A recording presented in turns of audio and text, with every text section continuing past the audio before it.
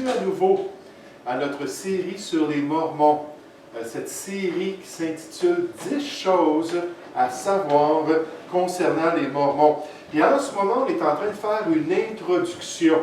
On est en train de regarder des éléments de base qui sont liés à l'Église mormone, qui sont liés à ce mouvement-là. Puis on veut vraiment se concentrer sur ces quelques informations avant de se tourner vers une biographie du fondateur, une biographie de Joseph Smith.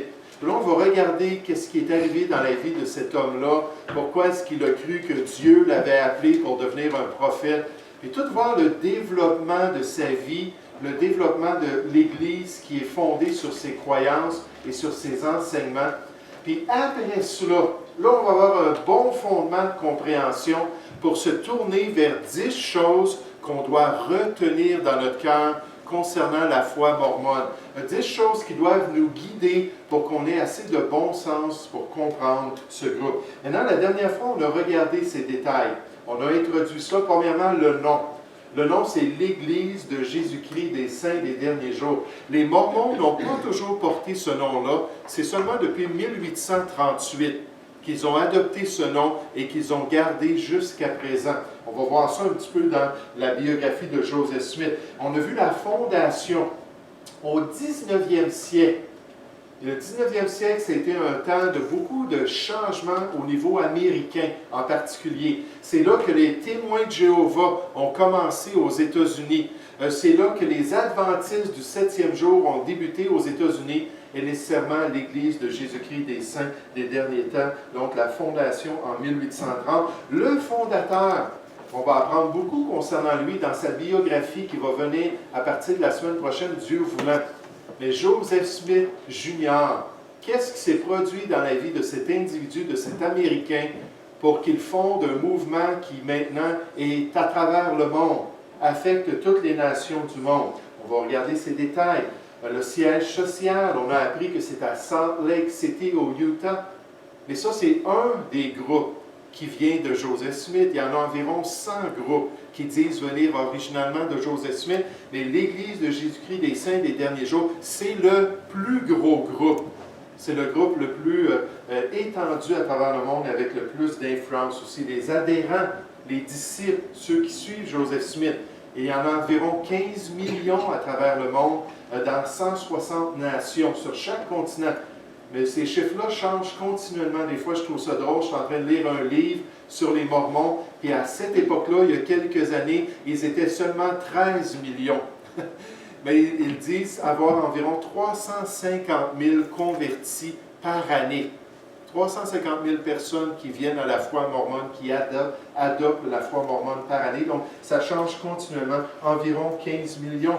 Le programme missionnaire qu'ils ont, dès leur enfance, chaque enfant qui est élevé dans une famille mormone fidèle apprend qu'il doit faire 2 années de service missionnaire. Les hommes à partir de 19 ans et les filles à partir de 21 ans. Et en ce moment, il y a 74 000 missionnaires à temps plein à travers le monde pour répandre la bonne nouvelle de l'Église mormone. Les convictions, on a vu cela aussi la semaine passée. Toute la liste d'abstinence. Les Mormons veulent avoir des corps en bonne santé. Puis ils ont établi des lois pour établir les règles à suivre si on est fidèle et pour avoir des corps en bonne santé. Par exemple, on s'abstient de l'alcool. Pas de bière pour les Mormons, pas de vin pour les Mormons. On s'abstient de la cigarette. On s'abstient du café et du thé ou toute liqueur qui contient de la caféine. Ça, c'est certaines des règles qu'ils vont pratiquer pour être en bonne santé et pour être fidèles à leur Dieu. Comme on l'a vu la semaine passée dans plusieurs passages du Nouveau Testament, par exemple, Tite, chapitre 2, versets 11 à 14, on dit que les chrétiens aussi devraient être prêts à s'abstenir de certaines choses pour pouvoir accomplir le plan de Dieu. Dans Hébreux chapitre 12, on nous dit au verset 2 qu'on est dans une course. Puis quand on est en train de courir, on ne veut pas un pack-sac avec 50 livres. Ça, c'est juste les militaires qui vont faire ça, n'est-ce pas? Non, on veut être léger, donc on doit mettre de côté les fardeaux, mettre de côté les choses inutiles qui nous empêchent d'être de bons athlètes pour Jésus-Christ, afin de courir et d'être vainqueurs pour lui. Et donc, les Mormons, on ne peut pas dire qu'ils ne sont pas zélés, ils le sont grandement. Ils sont prêts à s'abstenir de différentes choses. Maintenant, j'aimerais qu'on puisse continuer ce matin avec le financement. Le financement de l'Église de Jésus-Christ des Saints des derniers jours, ou on pourrait dire le financement des activités de l'Église mormone. Puis il y a deux sources de financement. Premièrement, il y a ce qu'on appelle la dîme, puis deuxièmement, les corporations ou les grandes compagnies qui appartiennent à l'Église mormone. Maintenant, la dîme, lorsqu'ils enseignent aux gens de donner la dîme, ils disent se baser sur des principes dans l'Ancien Testament. Puis effectivement, l'Ancien Testament parle régulièrement de la dîme. Puis quand on pense à la dîme, on pense à ce passage dans Lévitique chapitre 27 au verset 30 qui adresse aux Juifs cette responsabilité. On nous dit « toute dîme de la terre, soit des récoltes de la terre, soit du fruit des arbres, appartient à l'Éternel. C'est une chose consacrée à l'Éternel. » Les Juifs avaient appris que lorsqu'ils faisaient leur récolte, lorsqu'ils ramassaient tous leurs biens, ils devaient donner le premier 10% de leurs revenus parce qu'en fait, c'est ça la dîme. Le mot dîme, ça veut dire 1/10 ou 10% des revenus. Donc, le premier 10% de leur récolte, les prémices de leur récolte, puis ils devaient amener ça au temple pour prendre soin de l'œuvre de Dieu, pour prendre soin des serviteurs de Dieu. Les Lévites, les sacrificateurs, le souverain sacrificateur, travaillaient à temps plein dans l'œuvre de Dieu. Et c'était ces dons-là qui prenaient soin de l'œuvre de Dieu. Mais quand on pense aux Mormons, au début, ils ont commencé à enseigner cette question-là de la dîme, puis ils disaient, vous allez donner la dîme de vos surplus ou de vos excédents.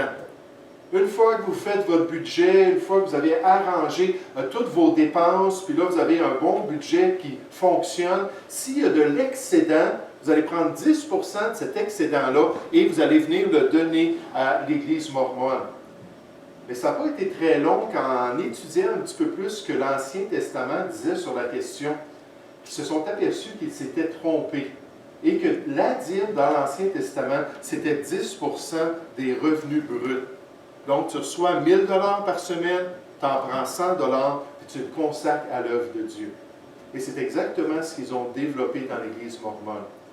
Mais vous savez, quand on pense aux Juifs qui avaient reçu ces instructions-là, on s'aperçoit que ce n'est pas juste pour l'Ancien Testament, parce que dans le Nouveau Testament, on reçoit les mêmes instructions.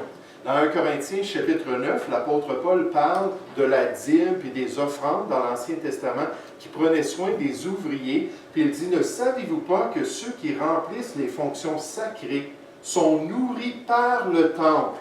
Pas en faisant un travail autre, non, ils servaient dans le temple, ils sont nourris par le temple, que ceux qui servent à l'autel ont part à l'autel. De même aussi, le Seigneur a ordonné à ceux qui annoncent l'Évangile de vivre de l'Évangile. Et l'apôtre Paul, dans ce passage, décrit le droit de l'ouvrier dans l'Église de Jésus-Christ. Et le peuple de Dieu qui doit suivre ce principe-là, de prendre une part de ses revenus volontairement. Ce n'est pas quelque chose qui est imposé à qui que ce soit. Dans notre culte envers Dieu, dans notre adoration de Dieu, prendre ce pourcentage-là, puis l'amener à l'Église pour prendre soin de l'Église de Jésus-Christ. Et ça, c'est le droit ordonné par Dieu lui-même. Et c'est ce que le Seigneur s'attend qu'on puisse faire pour le glorifier. On donne déjà au gouvernement, puis on prend déjà soin de nos familles, puis on a toutes ces responsabilités-là et on veut être fidèle. Mais devant Dieu, un jour, on va devoir rendre compte si on était fidèle à prendre soin de l'Église de Jésus-Christ, comme cette dîme-là était donnée pour l'œuvre de Dieu dans l'Ancien Testament.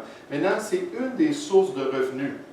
Aux États-Unis, lorsqu'ils font la compilation annuelle des dîmes qui sont données par les Mormons, ça remonte environ à 8 milliards de dollars, ou à peu près en canadien, un peu plus que 10 milliards de dollars qui rentrent pour pouvoir subventionner ces grands temples, subventionner toutes ces activités-là et tout le mouvement mormon. Donc, énormément d'argent est donné pour prendre soin de l'Église de Jésus-Christ des Saints des derniers jours. Maintenant, ce n'est pas juste la dîme, mais aussi les corporations, les compagnies qui appartiennent à l'Église mormone. Par exemple, la chaîne d'hôtels Marriott appartient à l'Église mormone.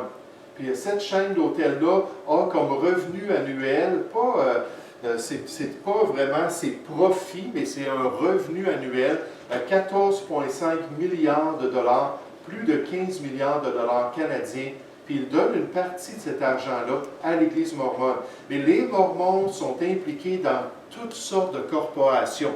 On dit que dans l'Ouest américain, c'est une des plus grandes compagnies de l'Ouest américain. Là, on pense à l'Ouest américain, puis on pense à des grandes corporations qu'il y a en Californie, puis tout dans la vallée de Silicon, puis les Mormons font partie de certaines de ces grandes corporations-là à cause de toutes les compagnies qui leur appartiennent. Et d'ailleurs, on estime que les biens et les avoirs des Mormons s'élèvent à quelques 40 milliards de dollars. Presque 52 milliards de dollars canadiens appartiennent à l'Église mormone. Donc, c'est vraiment phénoménal ce qu'ils ont fait en tant que gérants et la manière qu'ils ont développé leur mouvement. Maintenant, au niveau des temples, il y a plus de 150 temples mormons à travers le monde, sur tous les continents. Ça, c'est à part leurs endroits de culte réguliers. Ici, à Drummondville, il y a une église, on pourrait dire un bâtiment, où les Mormons se rencontrent à chaque dimanche. Donc, ils ont leurs églises ou leurs bâtiments, comme ça, leur lieu de culte. Mais en plus de cela, ils ont un lieu qui est vraiment sacré et exclusif pour les Mormons. Ils en ont 150. Ici, au Québec, on en a un à Longueuil, sur le bord de la 132. Il y a un temple mormon. Et dans ces temples-là, il n'y a aucun non-mormon qui a le droit de rentrer dans ces lieux sacrés. C'est vraiment exclusif pour les rituels et les cérémonies des Mormons qui sont pratiqués. Des rituels, puis là on voit une maquette ici de l'intérieur d'un de ces temples. C'est tout, ils ont mis beaucoup d'investissement à rendre ça des endroits vraiment phénoménaux, puis les gens vont là, puis ils sont tous impressionnés par la grandeur de leur lieu de culte principal. Nécessairement, quand on pense à l'Église catholique dans notre histoire québécoise, on a aussi des grandes cathédrales, on a aussi des grandes églises, puis c'est très frappant de voir le bâtiment. C'est la même chose avec les Mormons dans leurs différents temples. Dans quel genre de rituel est-ce qu'ils font? Dans les temples, ils ont des ordonnances et des baptêmes qu'ils pratiquent pour les morts, pour ceux qui sont décédés. Et l'idée dans l'enseignement des Mormons, c'est si une personne, admettons, moi je suis mormon, puis là on me donne une liste de personnes qui sont décédées. En passant, les Mormons, c'est vraiment les experts des généalogies. Si quelqu'un veut trouver de l'information généalogique, les Mormons l'ont probablement dans leur banque de données. Ils ont des gens qui travaillent à temps plein à compiler des généalogies. Pourquoi? Parce que là, ils veulent savoir qu'ici au Québec, il y a 350 ans, il y a un petit bonhomme qui avait un marché pas loin sur la route là-bas, il s'appelait Henri Potvin. Puis Henri Potvin est décédé sans avoir entendu l'Évangile. Alors moi, je prends le nom d'Henri Potvin, puis je descends dans la cuve. C'est leur baptistère qu'ils ont. Ils en ont dans tous les temples, il y a toujours une grande cuve comme ça. Puis là, ils descendent au nom d'Henri Potvin, puis quelqu'un vient les baptiser. En se faisant baptiser pour les morts comme ça, Henri Potvin, lui qui est dans l'au-delà, dans l'autre monde, lui, il y a quelqu'un qui va venir lui présenter l'Évangile. Là, dans l'au-delà, il va avoir l'occasion d'entendre le message de Joseph Smith et de supposément Jésus-Christ. Là, il va pouvoir choisir parce que dans sa vie, il ne l'avait pas entendu. Donc, les Mormons font des rituels comme ça dans leur temple pour les morts quotidiennement. On estime à peu près 5 millions de rituels par année qu'ils pratiquent dans leur temple. Pourquoi? Pour que tout le monde dans l'histoire humaine qu'ils peuvent compiler puisse entendre la bonne nouvelle de Joseph Smith. Puis ils puissent prendre une décision éclairée pendant l'éternité. Vous savez, la parole de Dieu nous dit qu'une fois qu'une personne quitte ce monde, une fois qu'elle quitte la terre des vivants, c'est terminé, son sort, sa destinée est scellée. Il n'y a plus de changement dans l'au-delà. C'est impossible de pouvoir sortir du camp qu'on a choisi dans notre vie. On nous dit, comme il est réservé aux hommes de mourir une seule fois, après quoi vient l'évangile de Joseph Smith. Est-ce que c'est ça qu'on nous dit dans le passage? Non, vient le jugement. Puis dans leur temple, ils pratiquent ces choses-là. Puis il y a des gens, j'ai lu des témoignages d'anciens mormons qui étaient tellement zélés, quotidiennement, tôt le matin, avant qu'il y ait trop de monde qui vienne se faire baptiser pour les morts. Ils venaient à 5 heures le matin, puis à chaque jour, ils se faisaient baptiser pour une couple de personnes. Parce que non seulement ça leur permet d'entendre la bonne nouvelle d'après les croyances mormones, mais eux, en même temps, qui pratiquent ça, ils sont en train d'accumuler des points devant Dieu pour espérer un jour pouvoir rentrer dans un des cieux mormons. Et on va parler un petit peu de ça, leur idée du paradis. Donc, ce sont des bonnes œuvres qu'on peut pratiquer pour obtenir notre salut. C'est ce qu'ils croient. Vous savez, dans le catholicisme, encore une fois, on a vu ça, des gens qui allaient à la messe tôt le matin, à chaque jour de la semaine. Je rencontre encore des gens qui font ça. Puis il se trouve une place où il y a encore la messe qui est pratiquée, puis ils vont faire ça quotidiennement pour pouvoir obtenir la vie éternelle, pour pouvoir obtenir le salut de Dieu. Donc, ils pratiquent ces ordonnances, ces baptêmes pour les morts. Puis deuxièmement, ils pratiquent ce qu'on appelle des mariages célestes. Les mariages célestes, c'est-à-dire que lorsque les Mormons vont au temple et se marient officiellement dans le temple, ils sont scellés pour l'éternité en tant que couple, et la progéniture qui va venir de ce couple-là va être scellée, et ils croient à l'unité familiale éternelle, que dans l'au-delà, ils vont être tous ensemble en tant que famille, puis ils vont former une maisonnée dans l'au-delà en tant que famille. Mais ça fait partie de certaines de leurs croyances. Maintenant, un aspect qui est troublant dans cette question-là du mariage céleste, c'est que, d'après l'enseignement des Mormons, c'est le mari qui appelle son épouse à la résurrection. C'est pas comme Jean 5 au verset 28 qui nous dit « Lors de ce grand jour, le Fils de l'homme va appeler tous ceux qui sont dans les sépulcres et ils en sortiront. Et Jésus-Christ appelle tous les hommes à la résurrection. » Non, les Mormons enseignent que c'est le mari qui a reçu l'autorité de Joseph Smith et qui va décider si son épouse a été assez bonne sur la terre. Sinon, elle reste dans la terre. Elle ne ressuscite pas. Ça fait vraiment beaucoup de pression sur les épouses. Beaucoup de pression de vivre dans une soumission entière envers tous les désirs de leur mari, de jamais se chicaner avec leur mari, de toujours s'efforcer d'être une bonne épouse. Puis en plus, quand on pense à cela, s'il l'appelle à la résurrection et qu'elle est digne, elle va pouvoir avoir des enfants éternellement. Recevoir une planète, elle et son mari, puis les autres épouses de son mari, puis pouvoir devenir enceinte, puis accoucher des bébés pendant toute l'éternité. Donc, ce n'est pas étonnant que la dépression et le suicide, c'est très élevé chez les femmes mormones. Malheureusement, c'est un phénomène qui est lié aux croyances des Mormons. L'éducation des Mormons. Les Mormons croient que l'éducation, c'est extrêmement important. C'est une grande priorité. Ils vont encourager leurs membres. Ils vont même des fois financer l'éducation des gens pour s'assurer que tout le monde dans l'Église mormone ait une bonne éducation.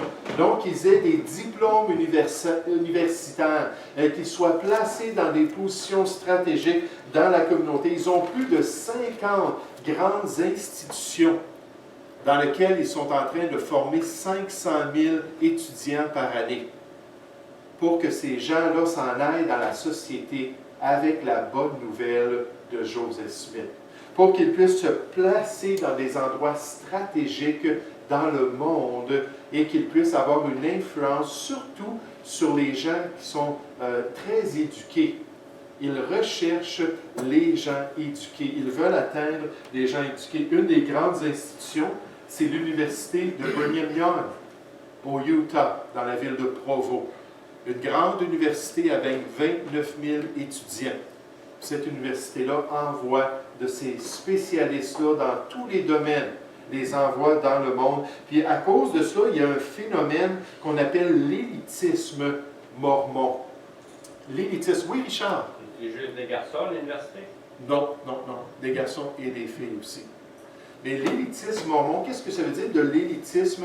Ça veut dire que c'est comme une classe supérieure, l'élite de la société. Puis dans les gens les plus importants dans notre monde aujourd'hui, il y a plus de Mormons que de n'importe quelle autre religion, incluant le christianisme. Et pensez à ça, là, si on pense au christianisme dans son sens large, avec 1,5 milliard d'adhérents, 15 millions de Mormons ont plus de personnes dans des endroits d'influence à travers le monde que le christianisme en a. Ils ont placé des gens tout à travers le monde, dans le monde des affaires, dans les domaines académiques, dans le monde scientifique, dans le monde politique. Juste donner l'exemple des États-Unis. Aux États-Unis, les Mormons sont placés dans toutes sortes de positions gouvernementales.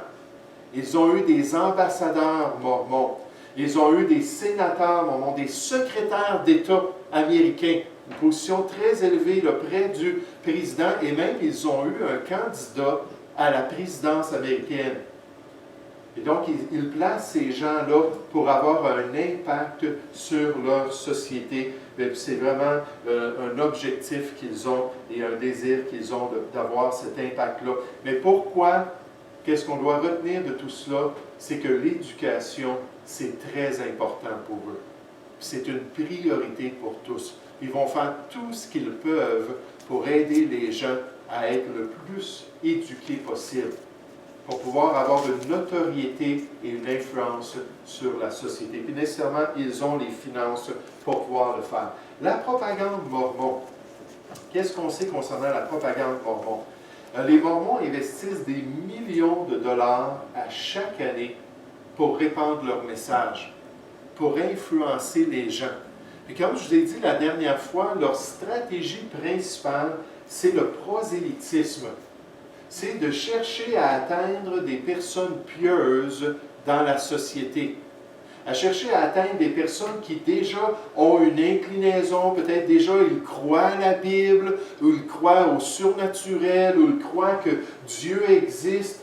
Puis là, ils vont travailler avec ces gens-là pour les convaincre qu'ils devraient venir dans leur groupe, qu'ils vont être bien reçus, que c'est une belle famille. Puis dans le fond, eux, ils ont tout le message de Dieu. Pour les Mormons, la seule église chrétienne légitime, c'est l'église mormone. Et donc, ils ont cette justification-là pour faire du prosélytage. Et 85% des 350 000 convertis par année viennent de milieux dits chrétiens. 85% des Mormons viennent de ceux qui se disent chrétiens. C'est pas juste un addon que je vous enseigne cette série-là sur les Mormons. Je veux que vous compreniez les enjeux. Je veux que vous compreniez vraiment pourquoi c'est important de comprendre si ces gens-là font vraiment partie de l'Église de Jésus-Christ, des saints des derniers jours. Vous savez, à l'Église de Boucherville, à un moment donné, j'ai été surpris de voir un homme qui avait été fidèle pendant des années à notre Église et à un moment donné, s'est retrouvé dans un groupe comme ça. Lui et toute sa famille sont partis dans ce groupe-là. Là, je me suis dit, n'est-ce pas qu'on a enseigné sur les croyances de ce groupe-là? N'est-ce pas qu'on a mis en garde concernant ces choses-là? Puis je pense que c'est vraiment important pour le pasteur de le faire dans Colossiens 2 au verset 4. L'apôtre Paul dit aux chrétiens, il dit, « Je vous dis ces choses concernant ceux qui cherchent à vous égarer. » Ceux qui cherchent à vous éloigner du plan de Dieu. Dans l'Épître aux Galates, Paul dit, « Vous courriez bien. Qui vous a empêché de continuer à obéir à la vérité? » Puis on peut se faire séduire. Il y a des témoignages d'anciens Mormons qui étaient chrétiens, puis ont été séduits parce qu'ils n'étaient pas affermis dans leur foi. Puis à un moment donné, ils sont partis dans ces groupes-là, puis ont perdu des années à répandre un faux évangile pour ensuite être confrontés par la vérité et revenir dans les voies de Dieu. Oui, Richard? Oui, bien, c'est plaisant pour ces gens-là qui s'en vont là. Si tu cours bien, si tu cours beaucoup, tu t'en vas là, puis ils disent, bien, parce que tu cours, tu vas rentrer. Bien, c'est plaisant. Oui, c'est ça. Exactement. Puis, non seulement est-ce que c'est ces œuvres-là qui sont encouragées, mais deuxièmement, comme on l'a vu la dernière fois, il y a tout un esprit de famille. Il y a toutes des activités qui sont présentées aux Mormons, des passe-temps qui sont organisés par l'Association de l'amélioration mutuelle. Et j'aime ça le nom de cette association. L'association de l'amélioration mutuelle. La Bible nous dit de marcher de progrès en progrès, de devenir toujours meilleur dans le Seigneur. Donc, ils ont pris ça, ce concept-là, et on dit, on va faire toutes sortes d'activités. On va avoir des sports, on va avoir du théâtre, on va avoir des festivals, on va avoir même des danses. On a des discothèques qui sont réservées pour les Mormons. Puis dans ces danses-là, ça commence par une prière, puis ça termine par un cantique. Puis le restant du temps, c'est de la danse avec la musique du monde. Mais toutes sortes de choses qu'ils présentent aux gens, c'est vraiment 24/7. Si quelqu'un veut être occupé chez les Mormons, ils peuvent être occupés amplement. Il y a toujours des choses à faire dans la grande famille mormone. Donc, imaginez quand quelqu'un vient d'une famille brisée, quand quelqu'un a expérimenté peut-être une église chrétienne qui était froide, qui n'avait pas d'accueil, qui n'avait pas de communion fraternelle. Puis là, on voit ces gens-là arriver, les beaux missionnaires, tout beaux avec leur belle chemise, leur cravate, puis leur beau message. Puis qu'on commence à rentrer dans ce mouvement-là. C'est très, très séducteur et c'est très trompeur. Et pour ceux qui sont assez bons, il y a même une chorale de réputation mondiale. On l'appelle la chorale du tabernacle mormon. 350 chantres, 350 chanteurs qui produisent de la musique en l'honneur de leur Dieu et qui sont entendus sur les postes de radio à travers le monde, parce que c'est vraiment une chorale de très haute qualité. Mais encore une fois, pour donner quelque chose à ces gens-là et pour pouvoir leur permettre de prendre leurs dons et d'investir leurs dons.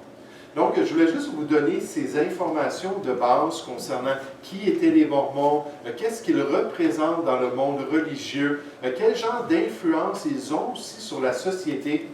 Et là, la semaine prochaine, on va revenir ensemble, on va commencer à regarder cet homme-là, qui est vraiment le personnage principal. Joseph Smith a dit qu'il avait fait plus pour l'humanité qu'aucun autre homme dans l'histoire, incluant Jésus-Christ, parce qu'il est venu donner le dernier testament de Jésus-Christ. Donc, c'est assez spécial comme déclaration. Mais on va regarder la vie de Joseph Smith. Il n'a pas vécu bien longtemps. Il est décédé à l'âge de 38 ans. En fait, il a été assassiné. On va tout voir le contexte. Qu'est-ce qui s'est produit dans la vie de cette personne-là? Comment est-ce qu'il a agi pour développer ce mouvement-là? Puis quelle a été la fin de sa vie?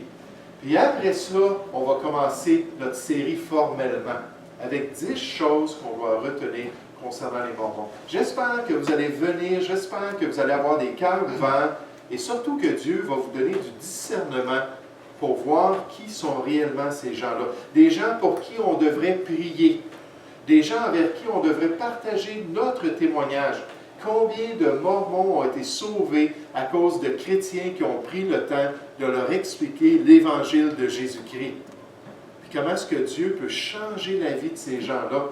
Mais pour nous, on doit avoir le discernement pour être en mesure de le faire.